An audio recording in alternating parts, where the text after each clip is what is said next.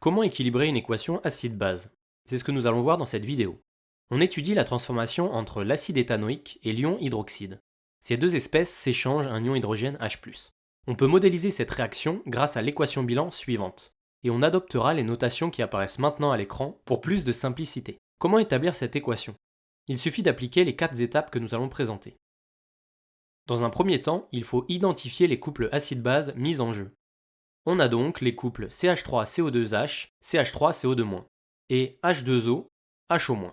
Ensuite, il faut repérer ou identifier les espèces qui vont réagir ensemble.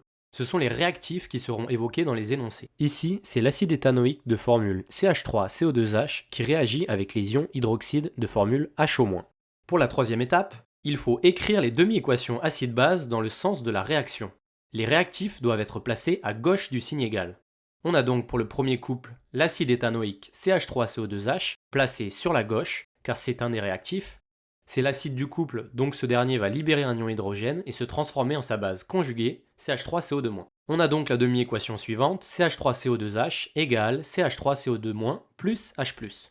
Pour le second couple, c'est la base HO-, ou l'ion hydroxyde, qui est placé à gauche du signe égal, car c'est un des réactifs. On note ensuite l'ion hydrogène, puis le signe égal, et enfin l'acide du couple, qui est ici de l'eau de formule H2O. On a donc HO- plus H+ est égal à H2O. Pour finir, on additionne les deux demi-équations.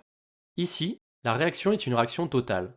On fait donc apparaître une flèche vers la droite pour passer des réactifs vers les produits. On remarque alors qu'il y a des ions hydrogène de part et d'autre de la flèche. On les fait disparaître et on obtient ainsi l'équation équilibrée. Cela nous montre bien que les ions hydrogène sont échangés et qu'ils ne sont pas libres en solution.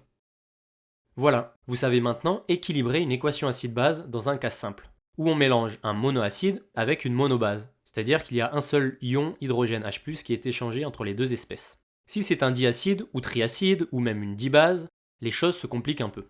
Nous aurons l'occasion d'en parler dans une vidéo d'exercice. À bientôt!